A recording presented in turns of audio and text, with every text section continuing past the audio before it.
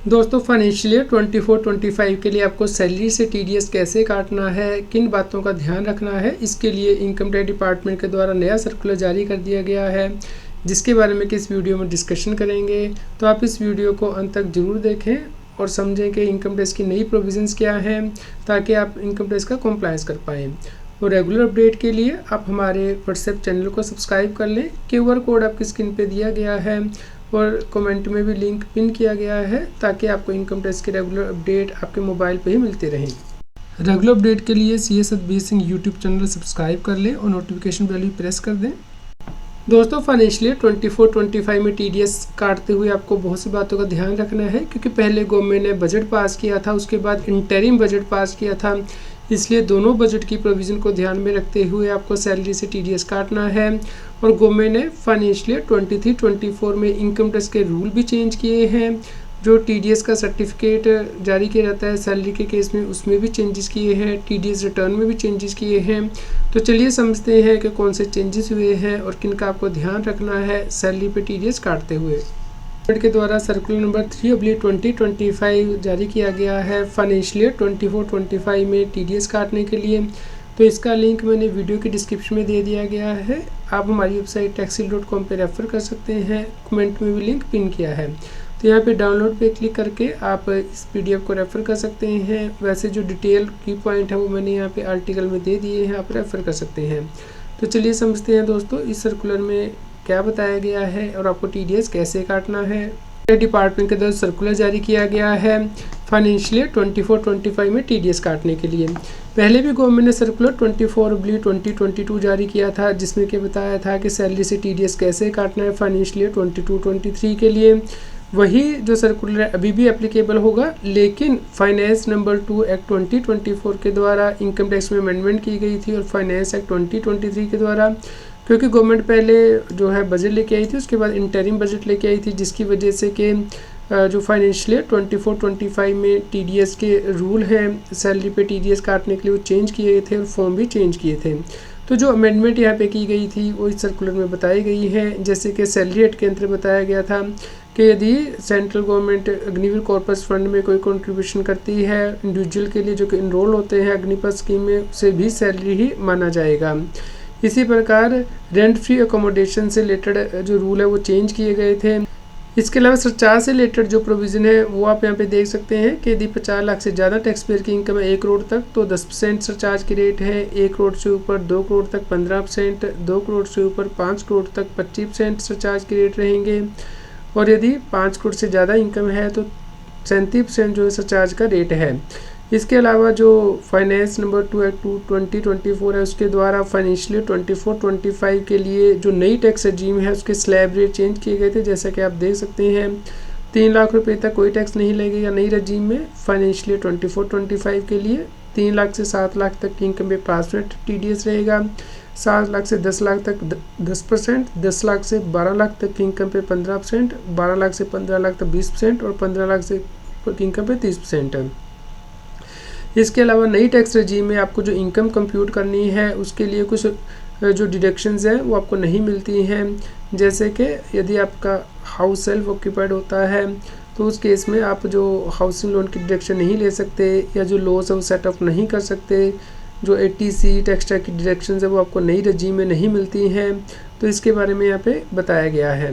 इसके अलावा गवर्नमेंट ने इनकम टैक्स में सैलरी हेड के अंतर्गत भी अमेंडमेंट कर दी थी और ये कहा था कि यदि किसी व्यक्ति का किसी और सेक्शन के अंतर्गत TDS या फिर TCS करता है इनकम टैक्स के, तो उसका भी वो बेनिफिट ले सकता है, यानी कि सैलरी हेड के अंतर्गत उसका अकॉर्डिंगली TDS कम काटा जाएगा।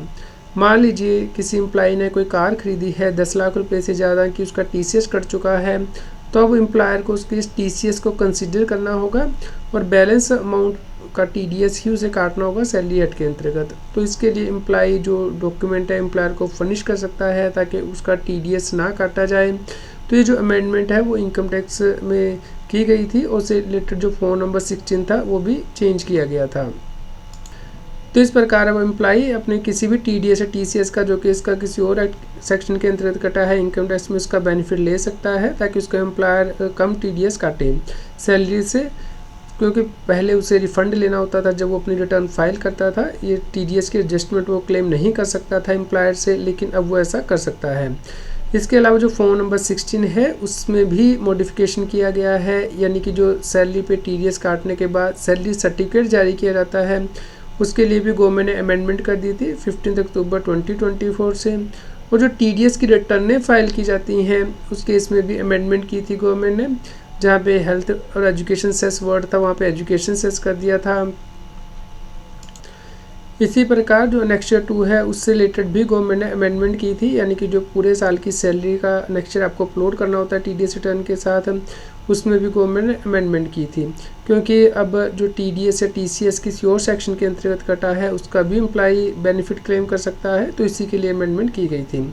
इसके अलावा जो अकोमोडेशन से रिलेटेड परक्यूजेस कैलकुलेट किए जाते हैं एम्प्लॉयर के द्वारा, उस केस में भी जो रूल है वो चेंज किए गए थे। यानी कि यदि किसी सिटी की पॉपुलेशन 15 लाख से ज़्यादा है, 40 लाख तक है, तो 7.5% ऑफ सैलरी परक्यूजिट मानना है यदि अकोमोडेशन एम्प्लॉयर के द्वारा ओन की गई है। और यदि 40 लाख से ज़्यादा है तो उस केस में 10% ऑफ सैलरी को जो अकोमोडेशन के पर्पज़ से परक्यूजिट मानना है। और यदि फर्नीचर भी दिया गया है तो 10% एक्स्ट्रा उसके लिए ऐड किया जाता है। अदरवाइज़ 5% ऑफ द सैलरी को परक्यूजिट माना जाता है। इसके अलावा यदि अकोमोडेशन लीज़ पे ली गई है एम्प्लॉयर के द्वारा और आगे एम्प्लॉय को दी गई है, तो जो परक्यूजिट के पर्पज़ से वैल्यू लेनी है वो जो लीज़ रेंट पे किया गया है 10% ऑफ सैलरी विच भी लेस लेना है। इसके अलावा जो फर्नीचर प्रोवाइड किया गया है जैसे कि टीवी, रेडियो, रेफ्रिजरेटर एक्स्ट्रा, उसके लिए 10% एडिशनल ऐड करना है। तो ये चेंज जो है गवर्नमेंट ने परक्यूजिट से रिलेटेड किए थे। इसके अलावा रिमोट एरिया की जो डेफिनेशन है वो भी गवर्नमेंट ने चेंज की थी, जैसा कि आप स्क्रीन पे देख पा रहे हैं। यानी कि यदि लोकल लिमिट्स के अंतर्गत आता है तो उसे रिमोट एरिया नहीं माना जाएगा, या फिर with in 30 kilometre from the local limit of municipality, जहाँ पे कि पॉपुलेशन 1 लाख या से ज़्यादा हो 2011 के सेंसस के अकॉर्डिंग।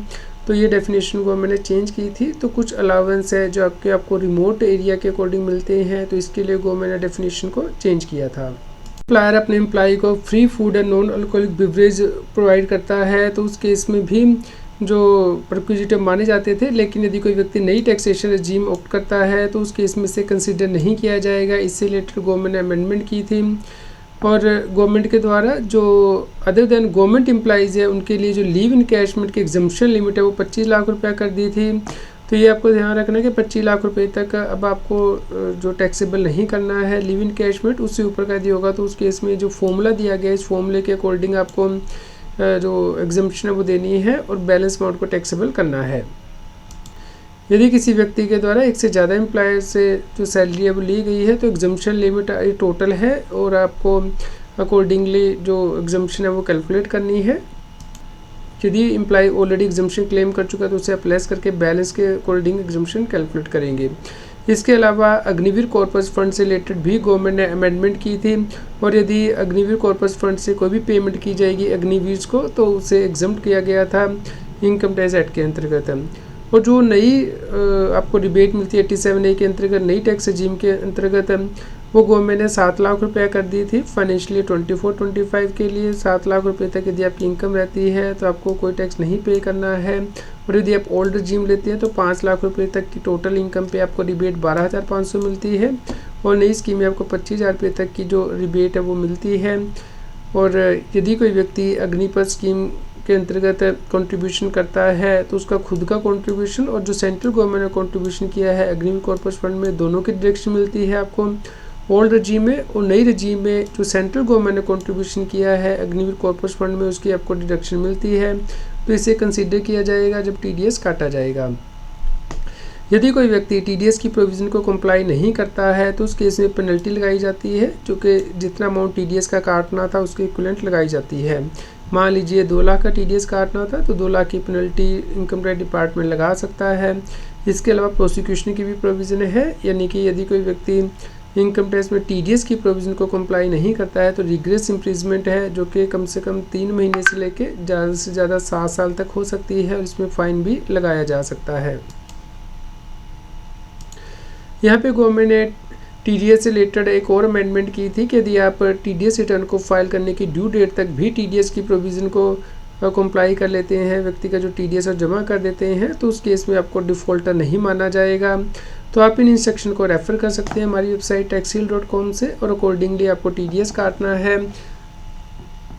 दोस्तों, यदि आपका कोई और क्वेश्चन हो तो आप हमें कमेंट करके ज़रूर बताएं। कृपया लाइक करें और शेयर करें ताकि सभी लोगों तक ये जानकारी पहुंच पाए और वो इनकम टैक्स की कंप्लायंस कर पाएँ। इनकम टैक्स की और अधिक जानकारी के लिए आप CS Satbir Singh YouTube channel पे जाके प्लेलिस्ट में जाके टॉपिक वाइज प्लेलिस्ट देख सकते हैं कि इनकम टैक्स में कौन से नए बदलाव हो रहे हैं, जैसे कि इनकम टैक्स अपडेट के अंतर्गत या फिर डायरेक्ट टैक्स कोड के अंतर्गत। रेगुलर टैक्स अपडेट के लिए इस चैनल को सब्सक्राइब करें। आप हमें Telegram app CS Satbir Singh टैक्सिल पे ज्वाइन कर सकते हैं ताकि आप GST और इनकम टैक्स के रेगुलर अपडेट अपने मोबाइल पर ही प्राप्त कर सकें।